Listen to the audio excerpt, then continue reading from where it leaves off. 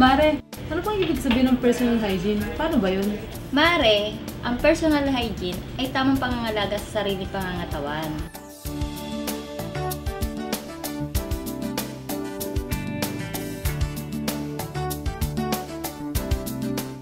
Halika at samahan nyo kami.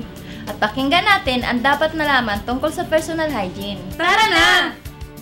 Sa mundo na ating ginagalawan, marami tayong mga bagay at gawain na pinagkakaabalahan, kung kaya't mahalaga ang malusog at malakas na pangangatawan upang makayanan ang ating pang-araw-araw na pamumuhay.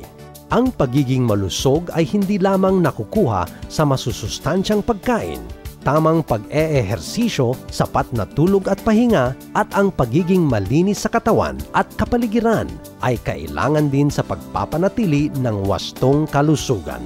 Ito ang pinakamabisang paraan upang tayo ay makaiwas sa iba't ibang sakit o karamdaman, at ito rin ang paraan upang tayo ay maging kaaya-aya at katanggap-tanggap sa ating komunidad.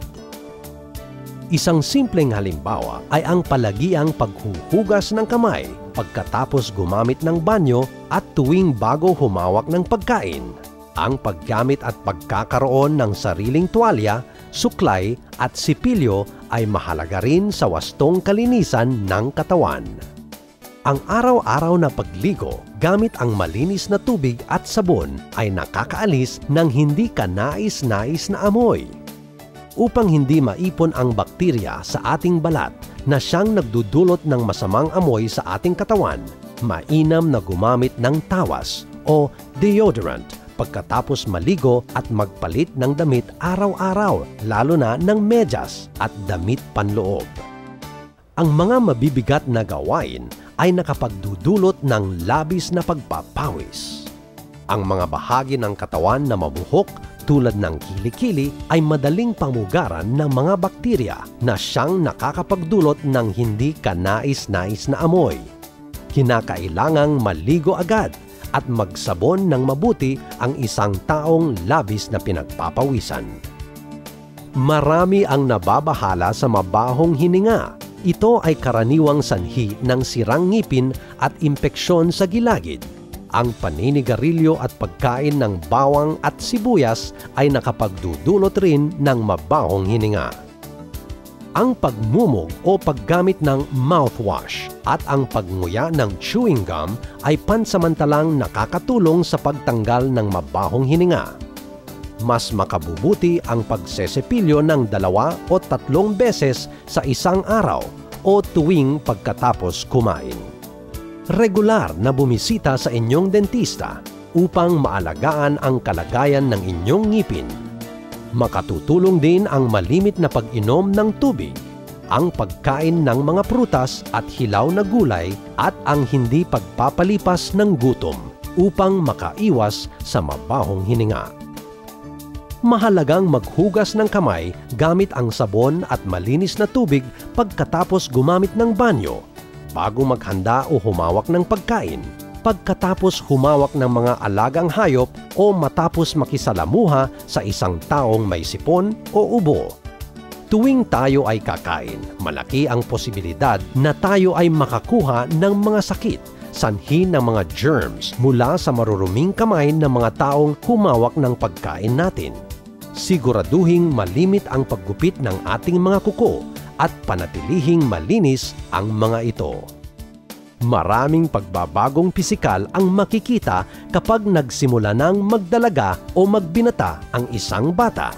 Kapag nagdadalaga na ang isang batang babae, siya ay nagkakaroon ng buwan ng dalaw, kung kaya't mahalaga na sila ay turuan ng wastong paglilinis sa katawan. Ang kanilang ari ay dapat hugasan ng sabon at malinis na tubig mula unahan papunta sa bahaging likuran upang makaiwas sa pagkakaroon ng impeksyon mula sa puwet. Maaaring maligo ang isang batang babae na may buwan ng dalaw. Kinakailangan siyang turuang magpalit ng sanitary napkin 4 hanggang 5 beses sa isang araw. Bago magpalit, kailangang maghugas muna ng kamay upang makaiwas sa impeksyon. Para naman sa mga batang lalaki na hindi pa tuli, kailangang turuan silang hilain ang sobrang balat na bumabalot sa kanilang ari tuwing sila ay maliligo upang ito ay mahugasan ng malinis na tubig at sabon. Kung ang batang lalaki naman ay bagong tuli, maaari niyang lagyan ng antiseptikong betadine ang sugat ng kanyang tuli pagkatapos niyang maligo. Ang pag-eehersisyo ay nakapagpapalakas ng ating katawan at nakapagpapataas ng ating resistensya laban sa sakit. Ang mahimbing at tuloy-tuloy na pagtulog ay nakabubuti sa kalusugan ng isang tao. Ibinabalik nito sa normal ang pisikal at mental na gawain ng katawan niya. Ito rin ang pagkakataon ng ating katawan na bawiin ang mga nawalang sustansya. Ang personal hygiene ay bahagi ng ating pang-araw-araw na gawain. Mahalaga na gawin natin ito ng tama. Ating tandaan, ang kalusugan ay kayamanan. So, Mare, naintindihan mo na ba ang kalagahan ng kalusugan ng personal hygiene? Aba, oo. Napaka-importante talaga. Sige na, Mare. Nagmamadali ako eh. Para tingnan akong pare mo. Maliligo pa ako at mag-toothbrush pa.